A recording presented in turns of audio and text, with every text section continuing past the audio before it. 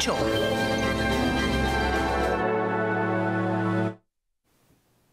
Muy buenos días, es un gusto saludarlos nuevamente en un programa más, en una emisión más de Rostros de la Cultura. Estamos transmitiendo en vivo por la 45.2, expresión ciudadana del primer sistema de noticias PSN, en este programa correspondiente al sábado 24 de febrero de 2024. Tengo en la línea, me acompaña vía remota, la maestra Carmen Gaitán Rojo, una promotora incansable, promotora cultural. Bueno, me dicen que en un momento se conecta, pero empiezo a hablar de ella, gestora y promotora cultural en diversas instituciones culturales públicas y privadas de nuestro país. Inició su trayectoria en 1979 en la oficina de la dirección del Museo del Palacio de Bellas Artes. Laboró como coordinadora de exposiciones en el Museo de Arte Moderno de México y en el Centro Cultural de Arte Contemporáneo. Fue coordinadora de comunicación en el Instituto Nacional de Antropología e Historia. En 2007 fue directora del Museo Mural Diego Rivera. En 2011 fue directora del Museo Nacional San Carlos. En 2017 fue elegida como parte de la mesa directiva de la Association of Art Museum Directors.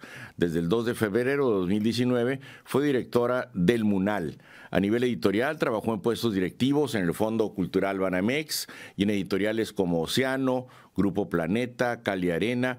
También se ha desempeñado como asesora del Fondo de Cultura Económica y directora del Patrimonio Artístico de la Secretaría de Relaciones Exteriores.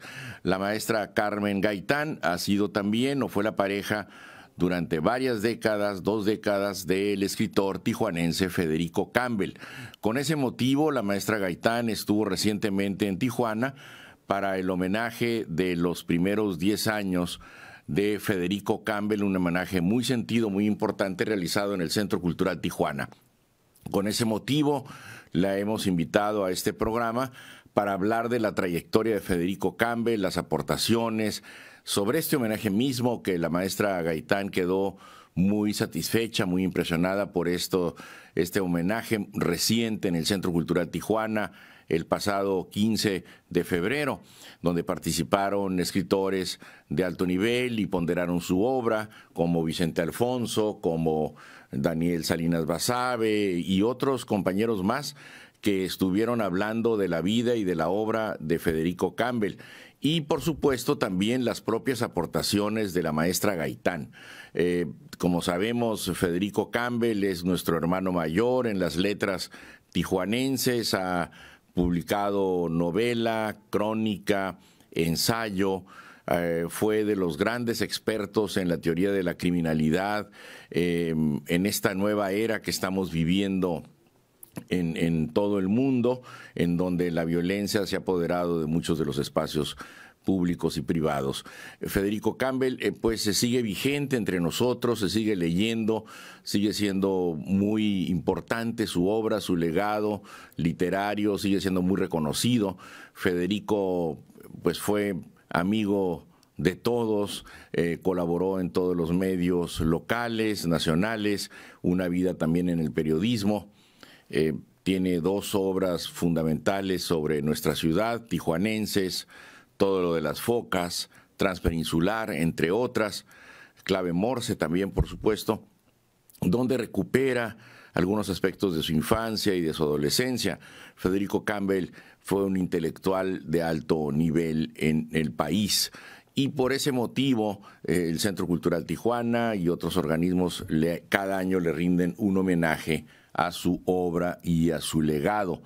Seguimos tratando de conectar con la maestra Carmen Gaitán vía remota para poder conversar con ella acerca de la obra del maestro Federico Campbell y de la propia trayectoria de Carmen. Como les decía, ha dirigido 2, 3 importantísimos museos en nuestro país: el Museo Mural Diego Rivera, sobre el gran mural Sueño de una tarde dominical en la Alameda Central de Diego Rivera, donde ella fue directora de este museo. Ella le dio un gran impulso. Fue directora del Museo San Carlos, donde está la colección de arte europeo en México. Fue directora del MUNAL hasta hace unos meses, donde todavía hay exposiciones que ella dejó programadas exposiciones de alto nivel.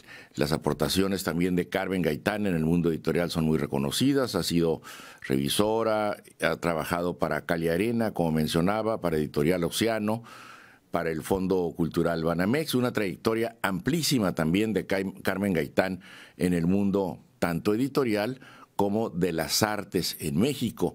Y eso es algo que la convierte automáticamente en un personaje central en la difusión de la cultura en México.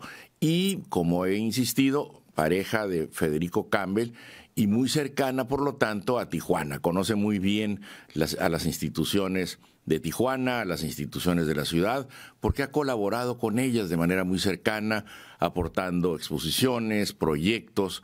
Es decir, Carmen Gaitán ha participado, ha sido parte del desarrollo de la cultura de nuestra entidad en las instituciones que ya he mencionado y en las cuales ha participado muy de cerca con los bajacalifornianos. Ha hecho propuestas significativas y fundamentales para el desarrollo de las artes de Baja California.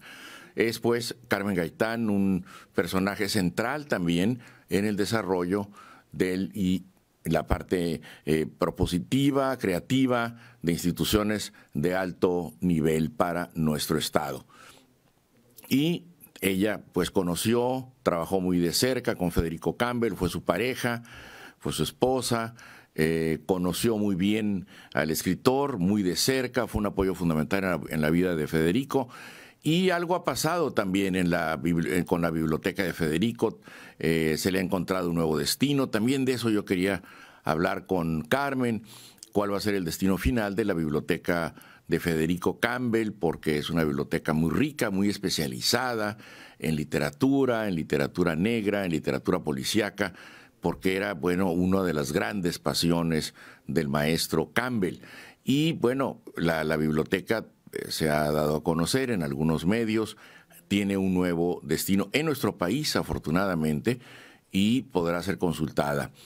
Y de estos temas son los temas que tengo pendientes en cuanto se conecte la maestra Carmen Gaitán. Sin embargo, yo les sigo platicando de estos dos personajes que fueron excepcionales para el desarrollo de la cultura de Baja California. Él como creador, él como escritor y ella como gestora cultural, y permitió y ayudó que muchas exposiciones en los museos en las que ella participó pudieran llegar a nuestra ciudad, a nuestro estado. Creo que ya tengo a la maestra Gaitán vía telefónica. Hola, Carmen, ¿cómo estás? Muy buenos días.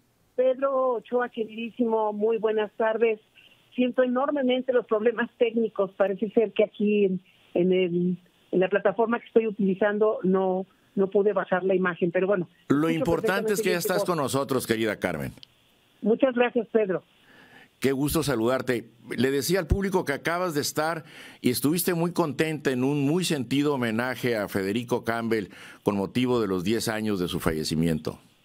Así es, Pedro. Fíjate que me sorprende, y no tendría por qué, el cariño con el que siempre responde Tijuana a ese tijuanense ilustre, porque cada año que he ido, a partir de este 2000 fatídico 2014 en el que Federico muere, cada año se le hace un homenaje a nivel, pues, aquí en la Ciudad de México, pero sobre todo en Tijuana, y siempre me sorprende el público, las preguntas y los participantes. Sí. En esta ocasión me sentí muy conmovida por dos jóvenes participantes que realmente me iluminaron sobre la lectura de la obra de Federico, cuestiones que yo no había contemplado, y mira que conozco bien su obra. La conoces pero, muy bien. Una estudiosa que se llama Misa Martínez, que vive en Los Ángeles, sí, habló sobre la movilidad en la obra de Federico. ¿Qué quiere decir con esto, Pedro? Que la movilidad en Federico se manifiesta a través de los aviones, por ejemplo, que aparecen en todo lo de las focas. Sí, cómo no. Federico tenía una obsesión y una fascinación por los vuelos. Y esto me hace pensar en cuando él recordaba y citaba su infancia pletórica de vuelos, porque bueno, claro, San Diego era una base militar de la que despegaban muchos aviones, y no olvidemos que él nace en 1941, y finalmente 45, 46, pues es la posguerra, y Federico está atento a esta sensación que tú eres muchísimo más joven, sí, pero que había en esa generación, Pedro, de poder sentir que podían también ser víctimas de la guerra y de recibir algún bombardeo. ¿Tú qué dices? Sí, completamente. Pero esta visión que yo no tenía tampoco y que la comentamos, la movilidad en la obra de Federico, también esta relectura, esta revisión de la obra, también hace pensar que Federico está vigente en estas generaciones. Mira, eso fue lo que más me conmovió. Sí. En el público del Centro Cultural de Tijuana estaba presente una chiquita de 18 años que a su vez era seguidora de Laura Díaz. Laura Díaz es una joven escritora, una promesa tijuanense que escribió también un texto magnífico. Y esta chiquita dentro del público lo dijo en el micrófono: yo soy seguidora de Laura Díaz por las redes. Sí. Y por ella me enteré que venía a hablar sobre Federico Campbell. Y como yo soy seguidora de Laura, creo en lo que Laura escribe y dice, vine a escucharte a saber quién era Federico Campbell. Bueno, ¿qué quieres que te diga? Pues eso para mí fue una revelación. Completamente. Como ahora esta modalidad de las redes atrae a públicos inusitados que antes ni nos hubiéramos imaginado. Resulta que esta talentosa escritora, pues se ve que tiene una pléyade de jóvenes que la siguen, y gracias a ella, pues se desplaza hasta el Secut esta joven para saber quién es Federico Campbell y por qué su paradigma, digamos, de alegría que puede ser Laura Díaz, y de comunicación, le está descubriendo a un escritor tijuanense igual que ella, pero que la chiquita desconocía. Entonces, para mi sorpresa, no te puedes imaginar cómo me conmovió esa participación del público. ¿Cómo no? ¿Cómo no? O sea, como una onda expansiva, ¿no? Cómo va llegando a otros lectores, ¿no?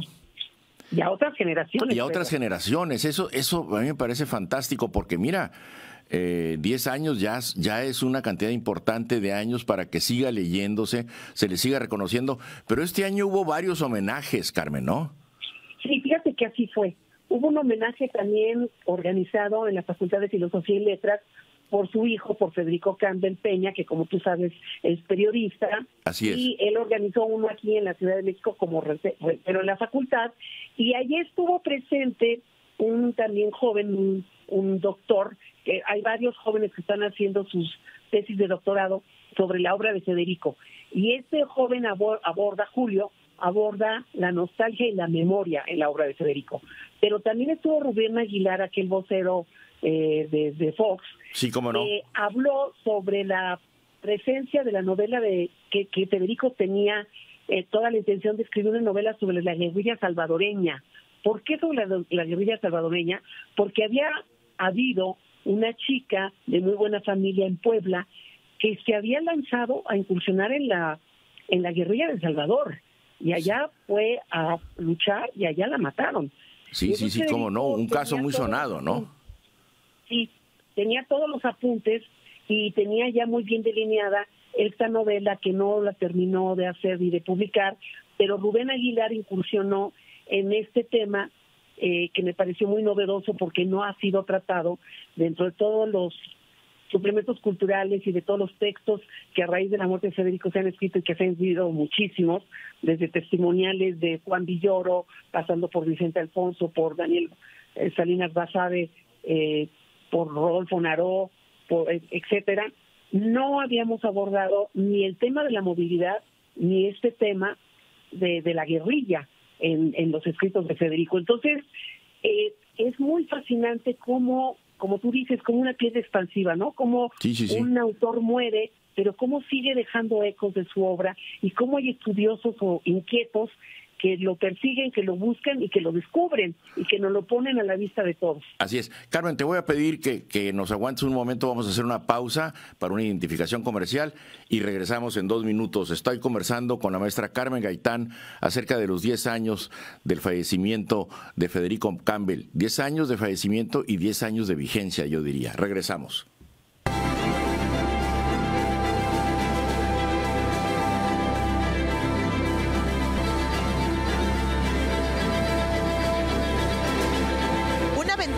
cultura, personajes y autores, libros y obras, danza, música, teatro, cine, la historia y el presente, un debate plural de la creación artística.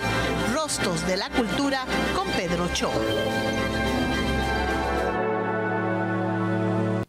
Seguimos en Rostros de la Cultura. Estoy conversando vía telefónica con la maestra Carmen Gaitán acerca de los 10 años de Federico Campbell. Carmen, ¿sigues ahí? Sí, por supuesto, aquí estoy muy atenta. Mil gracias. Oye, Carmen, una pregunta que surge a través de redes sociales es si se sigue publicando la obra de Federico. Fíjate que sí, y para mi fortuna, acabo de recibir apenas hace unos meses, 2 o 3 meses, una obra de un italiano que se llama Alessandro Secomandi. Sí. Él hace una recopilación en una editorial italiana que se llama Rubettino y se llama Potere e Memoria, Poder y Memoria. Poder y Memoria. Y es una compilación en la que estrecha lazos entre Federico Campbell y el tan citado y escritor italiano Leonardo Sciascia. Sí. Es un pequeño libro, desgraciadamente no te lo llevé ahora que estuve en Tijuana, acaba de salir y es precisamente este vínculo que ejercieron a través de culturas tan parecidas y al mismo tiempo tan disímiles como son la mexicana y la italiana. Claro. Este es un libro de 2023 y ha tenido muchísima aceptación en Italia, y este hombre se ha dado a trabajar precisamente con la fascinación de saber que un tijuanense afincado en la Ciudad de México tuvo la fascinación por las coincidencias que encontraba en el pensamiento del italiano Sciascia Sí. sobre el Estado italiano y el Estado mexicano. ¿Qué particularidades de alianzas podían existir entre ambos países en los que desgraciadamente imperan asuntos pues maleficientes como puede ser pues el narcotráfico y en aquel país la mafia, ¿no? Claro. Pero más allá de eso, también los rasgos literarios que los unieron y que hicieron una alianza muy prolífica, porque Federico fue un gran traductor e importador de los libros de este italiano, a quien, por ejemplo, en alguna ocasión que yo platiqué con Octavio Paz, que tuve el honor de platicar con él, me comentaba que él era un gran admirador de la obra de Sciascia y que le encantaba que Federico fuera el traductor y el importador de la obra de Sciascia a México. Así que sí se sigue publicando. Hemos encontrado con Julio Mariscal nuevos textos, más bien dicho, textos inéditos, que estamos viendo la posibilidad de poderlos juntar y poder... ¡Qué interesante! Sí, a una editorial. Fíjate qué magnífica noticia, porque gracias a que vino a visitarme a la casa, él fue uno de los participantes en este coloquio en la UNAM, y él me vino a dar la buena noticia. Él está haciendo una tesis de doctorado sobre la memoria y la melancolía en la obra de Federico Campbell, y me dijo que rastreando textos de Federico se ha dado a la tarea de encontrar unos 20 textos que no han sido publicados y que él tiene la buena idea de que nos unamos para poder hacer la búsqueda de una editorial que desee publicarlo. Así que Federico sigue dando sorpresas, sigue estando vigente, sus 22 libros. Ahorita el Fondo de Cultura muy amablemente han puesto una góndola aquí en el Bella Época, en la librería Rosario Castellanos, con la obra de Federico toda publicada, para pues tenerlo presente en este aniversario, pero que también esa librería, que es muy asidua, no nada más de la Colonia Condesa, sino de la Ciudad de México y de los visitantes que vienen de la República y del extranjero, puedan ver expuesta la obra de Federico. Y, o sea, ¿el fondo publicó estos 22 títulos de Federico? No, está el fondo haciendo también partícipe a la editorial Océano, Bien. a la editorial El Equilibrista. Ellos, por supuesto, tienen la memoria de Sciascia, la era de la criminalidad, Pretexta, que, como tú sabes, cumplió más de 30 años de haber sido publicada y que fue reeditada cuando dirigía el Fondo de Cultura José Carreño Carlón, con una muy buena portada y pues con una cuidadísima edición, porque fue muy cuidada y muy revisada para que estuviera como muy al día, ¿no? Así Sí. que los 22 libros son de las diferentes editoriales. El fondo tiene 3 libros publicados de Federico y los otros es Padre y Memoria, como te digo, es La Clave Morse, es Tijuanenses, es Transpeninsular y por supuesto pues los que ya he citado del fondo, más lo del equilibrista, pues escrito un triste, que también fue un libro que en su momento tuvo mucho éxito en su publicación, y estos libros que se han publicado en Italia. Claro. Oye, porque son las se publicó en Italia también. Las 4 venas de Federico, ¿no? Como novelista, como ensayista, como periodista y como traductor. Te preguntaría, ¿la obra periodística se ha reunido, Carmen? ¿Se ha publicado de manera reunida? Mira, hay un manual de periodismo, sí. Que es un manual, pero hay un libro de ensayo que precisamente me solicitó el equilibrista, muy temático de ciertos temas de Federico que fueron publicados en periódicos, pero es el único que se ha publicado hasta ahora y tuvo bastante éxito, que se publicó hace 2 años. Sí, porque Federico, bueno... La Hora del Lobo se llamó. La Hora del Lobo, que era el título de la columna, recorrió las páginas de Proceso, Milenio y diarios regionales en Sinaloa, en Sonora y Baja California, ¿no? El evento cultural de la jornada. Claro. ¿No? En El Laberinto, últimamente, antes de morir, publicaba en El Laberinto del Milenio. Así que a mí me habló Diego García Lío, el director del Equilibrista, para solicitarme que querían hacer esta selección que estuvo a cargo de Vicente Alfonso, que es este escritor alumno y albacea de Federico, y se hizo una selección muy pormenorizada y que salió bajo el título de La Hora del Lobo. Te digo a ti, Carmen, que no tienes acceso a la imagen. Estamos proyectando una imagen que nos hiciste el favor de compartirnos, una imagen, unas fotografías de muy buena escala en la sala Federico Campbell del Centro Cultural Tijuana, y una fotografía contigo en blanco y negro donde están abrazados. Sí, esa fotografía, fíjate que me la proporcionó hace como 1 año. En un viaje estuvimos platicando en el avión, Juan Villoro y yo, y un día, y me dijo, oye, yo tengo una foto preciosa de un homenaje que le hicimos a Federico para celebrar un aniversario de aquella editorial que Federico mantenía y publicaba, que se llamaba La Máquina de Escribir. Entonces Juan me dijo, yo tengo una foto linda de ustedes dos. Y fue Juan que me proporcionó esta fotografía en blanco y negro, que me atreví a mandarte porque me pareció pues muy cálida, ¿no? No, lindísima. Oye, platícale al público, ¿qué fue La Máquina de Escribir, Carmen? Fíjate que La Máquina de Escribir fue un proyecto muy lúdico, muy generoso, de parte de un joven Federico, que era en ese momento director de la revista Mundo Médico. Sí. Esta revista que se repartía en todos los consultorios médicos en la ciudad, y que Federico, al ser el director de la revista, la convierte ni más ni menos que en una revista literaria. Así que tú llegabas a los consultorios médicos y te encontrabas con una revista que tenía que tener noticias médicas, pero que Federico le daba un giro hacia que fotógrafas como, imagínate nada más, como Graciela Iturbide, fotografías de niños que muchas veces eran sus hijitos, con algún problema médico, pero también aprovechaba la revista para insertar ahí muchísimos textos de jóvenes escritores. Y así le nació la idea de crear y fundar una editorial a base de unas plaquetas muy lindas, muy bien diseñadas, ligeras, verticales, con una portada muy sencilla, y se dio la tarea de buscar talentos que Federico, con buen olfato de editor, pensaba que en un futuro iban a ser escritores de buena lid.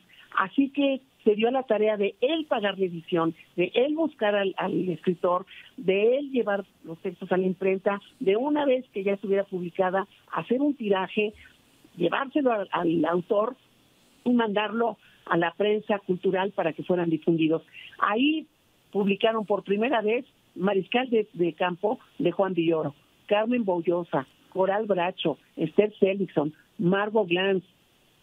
O sea, sí, estoy viendo la lista que ofrece en redes. Dice, publicaron por primera vez Juan Villoro, que ya lo mencionaste, Carmen Boullosa, Jorge Aguilar Mora, Bárbara Jacobs, Chema Espinaza, Coral Bracho, David Huerta, entre otros, ¿no? Pero fíjate, Pedro, lo más asombroso... Qué generosidad la de Federico, caray. Eran absolutamente desconocidos, y es lo mismo que hace cuando es un joven de 29 años que vive en Barcelona y que se da la tarea de entrevistar a varios escritores de los que él piensa que serán en un futuro grandes escritores, y esta que se llama Infame Turba, que es un libro de entrevistas, contiene ni más ni menos que un premio Cervantes que Juan Marcé. Wow, está Vázquez Montalbán, está Juan Marcé, Terence Moix, está Carlos Barral. O sea que Federico de suyo, de joven y de siempre, tuvo una gran mirada como editor, tuvo una mirada de pesquisa literaria para descubrir talentos. Dame un segundo, Carmen, vamos a hacer una pausa nuevamente y regresamos a Rostros de la Cultura. Estoy conversando con la maestra Carmen Gaitán.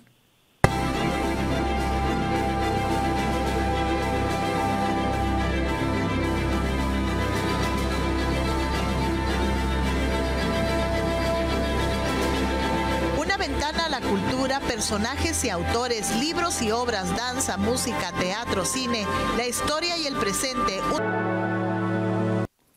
Seguimos en Rostros de la Cultura. Estoy conversando con la maestra Carmen Gaitán. Federico Campbell a 10 años.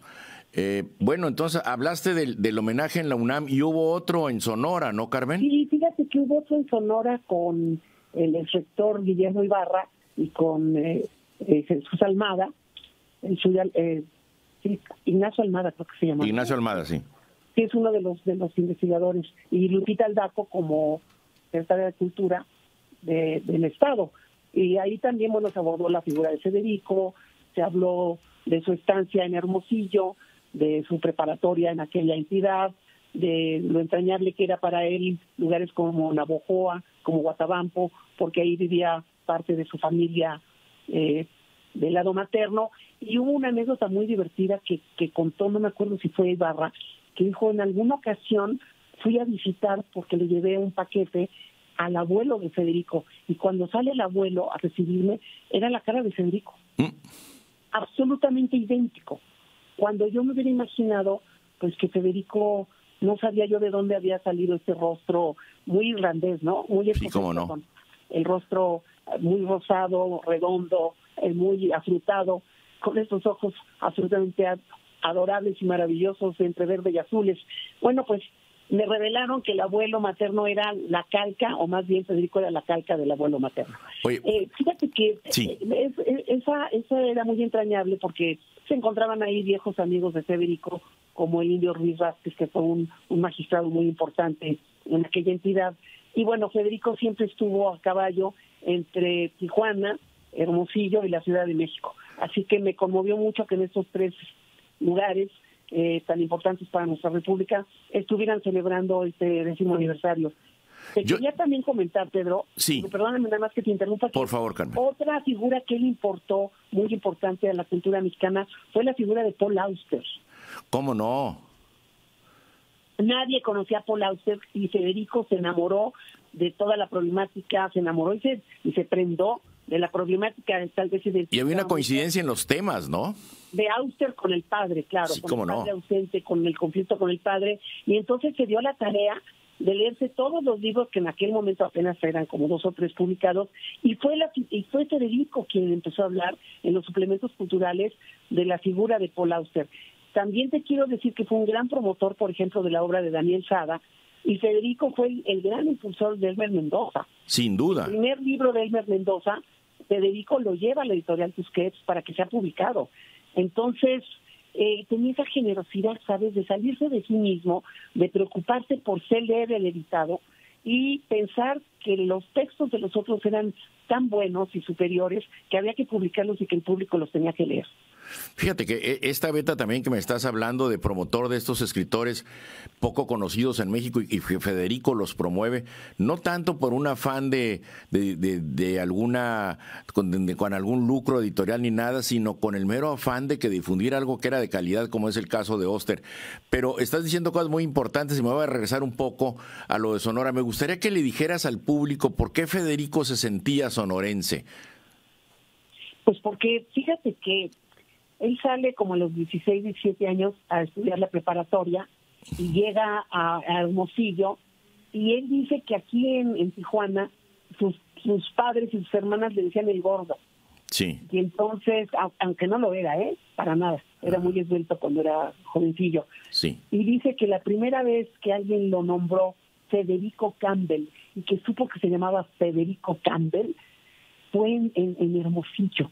Cuando interesante. Porque como no tenía realmente ahí familiares, entonces todos los compañeros y los maestros lo llamaban como Federico Campbell. Y dijo, y me decía, tuve noción de mí mismo y de mi ser en Hermosillo.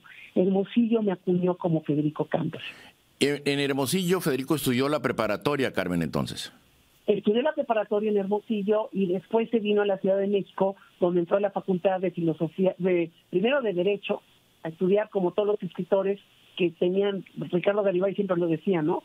Todos los escritores que tenían ganas de pergeñar algo en un papel, pues pensaban que la palabra del abogado era la ideal para incursionar en la literatura. Así que Federico no fue menos y incursionó primero, hizo algunos años de Derecho y después se pasó a la Facultad de Filosofía y Letras, donde no terminó la carrera porque yo creo que Federico se abrevaba de tantísimas lecturas que fue en cierto sentido un gran autodidacta. Un gran autodidacta. Y luego sale a Estados Unidos, ¿no? A estudiar. Y luego se va a Estados Unidos con una beca en la que vive durante un año y es corresponsal en Estados Unidos de un periódico del Hartford.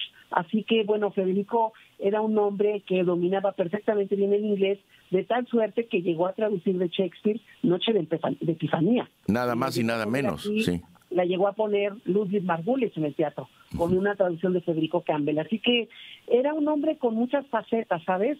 Pero con una personalidad de una cierta timidez que le impedía hacer mucho ruido alrededor de su persona, para que nos enteráramos de todos estos prodigios y de todos estos afanes que Federico pues tenía y que prodigaba alrededor de las personas que nos acercábamos a él, ¿no? Era un gran conversador. Así es. Era un hombre muy interesado en la política, muy preocupado por el país, por los dolores del país, por las quejas del país, muy valiente, porque durante su estancia en proceso, yo al casarme con él en algún momento dado, y lo referí en la estancia que tuve en Tijuana, en algún momento dado hasta temimos por su vida, porque llegó a abordar temas espinosos que le pudieron haber acarreado algún golpe, pues no sé de quién, pero pudo haber sido, ¿no? ¿Cómo no? Por la valentía de sus textos y de pues, las denuncias que llegó a hacer en el proceso de Julio Scherer.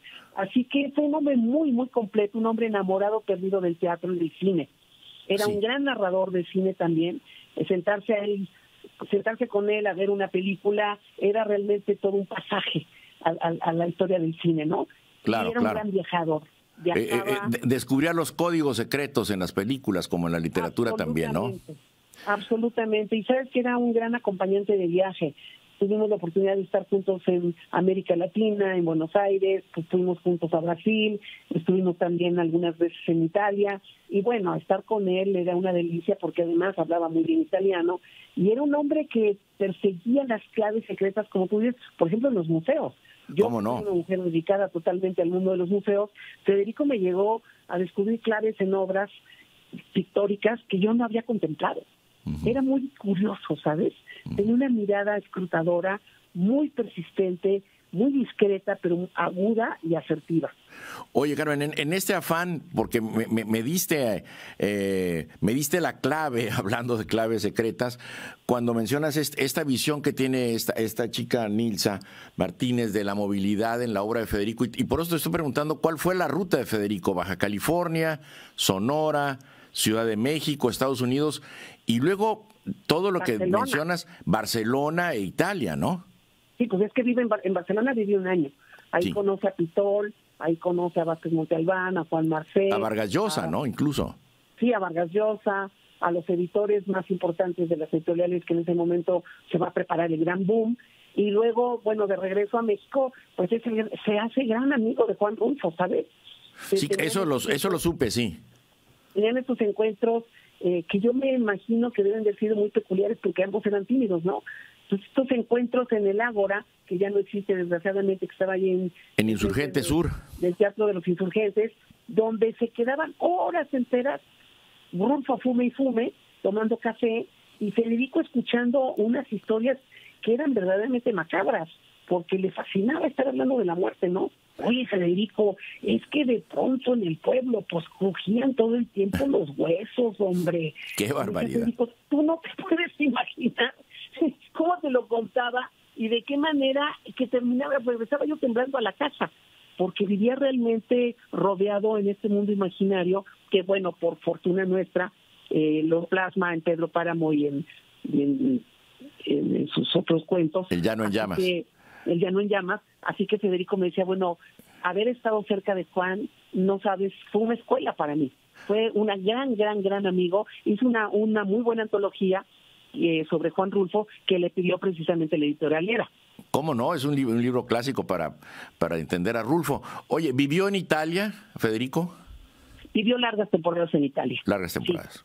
Sí, fue Sicilia era su fascinación. Fue dos veces para conocer primero a Sciascia en 1984 y luego ya muy cercano a su muerte en 1989 regresamos ambos para entregarle en propia mano ya en un hospital la memoria de Sciascia, que Sciascia estaba muy conmovido, me acuerdo que se le salió la lágrima de frente a nosotros, decir, bueno, este mexicano que se ha obsesionado con mis obras y que es un mexicano con apellido escocés, que es el gran especialista de mi obra. Entonces, bueno, él estaba como muy conmovido con ese empeño de Federico, ¿no? Este mexicano con apellido escocés nacido en la frontera con Estados Unidos. Absolutamente, y fascinado por las coincidencias entre el devenir italiano, ¿no? Incursionando para mal en el Estado, y lo que estamos viendo hoy y presenciando los mexicanos, ¿no? Así es. La incursión del mal en el Estado mexicano. Carmen, la biblioteca de Federico se ha reubicado recientemente. Pues sí, querido. Las bibliotecas, desgraciadamente, que se acuñan con tanto amor, con tanta dedicación, con tanto buscar el libro preciado en una editorial de viejo, en una tienda de viejo, mandarlo a través de Europa, de Estados Unidos, hizo que Federico reuniera aproximadamente 6.500 volúmenes que lo iban acompañando a lo largo de su vida, desechaba unos pero los renovaba, porque eran libros de estudio, eran libros que le enseñaban también a escribir. ¿Cuál era el universo de la biblioteca? Es decir, ¿cuáles eran las secciones que más amaba Federico? Bueno, pues evidentemente estaba presente siempre Faulkner, Kafka, Sartre, tenía pasión, sus grandes descubrimientos de niño y de joven habían sido Pessoa y Sartre, pero lo acompañaron durante toda su vida la obra de Borges, de Faulkner, de Fitzgerald. Evidentemente tenía fascinación pues por la obra de Vargas Llosa, de Paz, tenía también libros en francés, le fascinaba escuchar Las Flores del Mal de Baudelaire. Era un hombre muy polifacético con sus lecturas, pero sí tuvo gran influencia de la novela norteamericana y evidentemente leyó a muchísimos italianos. Oye, y gran interés también por la fotografía y el cine, pero esto te voy a pedir que me lo respondas después de la siguiente pausa y la última pausa comercial. Regresamos a Rostros de la Cultura en un minuto.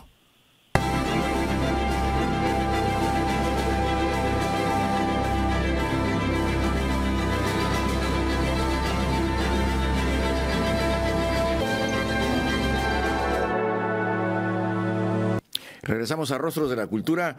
Sigo conversando con la maestra Carmen Gaitán acerca de Federico Campbell. A unos minutos ya de despedir el programa, Carmen, ha sido un gusto tenerte aquí con nosotros al aire y conversar y seguir hablando de este gran escritor, de este gran amigo, de este gran promotor que fue Federico Campbell. Muchas gracias, Pedro. Muchas gracias a ustedes por permitirme este espacio para seguir difundiendo su pensamiento, su vida, su obra. Y como comentábamos, esta biblioteca de 6.500 volúmenes, como tú sabes, las bibliotecas en México se convierten, uno quisiera que se fueran a la Universidad Nacional Autónoma de México o que se fueran al Centro de las Artes, pero no es fácil que las bibliotecas se muevan o que las adquiera el Estado. Entonces, en un afán de conservar la biblioteca, pues recibí una propuesta por parte de la familia Cloutier, de los hijos de Maquio, específicamente de Leticia, quien me solicitó que por qué no la donaba yo a la casa de Maquio que se ha abierto en Culiacán. Entonces me habló también Elmer Mendoza para decirme que él está muy involucrado en este proyecto, al mismo tiempo que Vicente Alfonso, el escritor, quien también me dijo, mire, es un lugar vivo, lleno de jóvenes, es una biblioteca como al maestro le hubiera encantado que la hojearan, que la palparan, que la leyeran, que la descubrieran, porque no nada más hay escritores norteamericanos, italianos, también tenía fascinación por escritores daneses, rusos, suecos, por traducciones magníficas, ¿no? Entonces, pues mira, Pedro, ya habían pasado 10 años, la biblioteca estaba aquí en la casa donde tú sabes que hemos vivido y vivo yo hoy, en la Colonia Condesa, y dije, bueno, el día que yo desaparezca, ¿qué va a pasar con esos 3.500 volúmenes? Yo no puedo dejar a su nieta, que tal vez pues no tenga la capacidad de hacerse cargo de ello, ni a su hijo. Entonces, pues acepté la propuesta de la familia Maquio, de la familia de Maquio Cloutier, y entonces ellos hicieron todo el traslado, pagaron el costo para embalarla, para mandarla a Sinaloa, y a los 10 años de su muerte ya ha sido instalada en esta ciudad, y bueno, pues espero próximamente poder visitarla para ver precisamente el fruto de esta oferta que me ha llenado de alegría. Hay una donación que yo hice cuando tú estabas en Secut, claro, donde está toda la parte de poesía y algunas cuestiones también de cine. Se donó también a los acervos del Secut, y hay otro lote que también está preparado para poderlo mandar a la Secretaría de Cultura de Sonora, bajo la tutela de Lupita Aldaco, para que entonces esté en estas 3 ciudades parte de su acervo. Y en el caso de Culiacán, yo creo que la presencia de Elmer pues es una garantía para cuidar la obra, ¿no? Mira, fue lo que Elmer me dijo. Dijo, desgraciadamente, Carmen, tú sabes que si la das a una institución, a veces ya sea estatal o federal, pues el funcionario en turno, como fue tu caso, puede interesarse enormemente, pero no sabemos qué va a pasar con el que sigue. A lo mejor el que sigue la desecha, la encajona, la mete en un pasillo y no le da difusión ni permite que se consulte. Y yo te prometo, como hermano de Federico, como escritor vigente, como promotor que estoy siendo hoy yo de esta Casa de Cultura, porque es realmente una Casa de Cultura, que la biblioteca de Federico tendrá en la finalidad que él quería, que sea tocada, leída, vista, pergeñada por ¿Ya está instalada en Culiacán? ¿Ya fue inaugurado ese espacio? Sí, ya estuvo, mandaron un boletín de prensa precisamente en el 10º aniversario, dando a conocer que yo, como su viuda, había decidido donarla a aquel estado y que estaban muy felices de haberla recibido y de ser ellos hoy los protectores de este gran acervo que pues da cuenta de la vida de Federico, porque había libros de su juventud también, ¿no? Pues me propongo a visitarla muy pronto. Carmen, muchísimas gracias por donarnos esta hora de tiempo. Sé que estás muy ocupada en otros compromisos también académicos y culturales, pero gracias por conversar en Rostros de la Cultura sobre Federico Campbell. Muchísimas gracias, Carmen. Hasta luego. Hasta luego, Pedro. Un gran abrazo a ti y a todos los tijuanenses. Gracias. Nos vemos el próximo sábado en Rostros de la Cultura. Muchísimas gracias.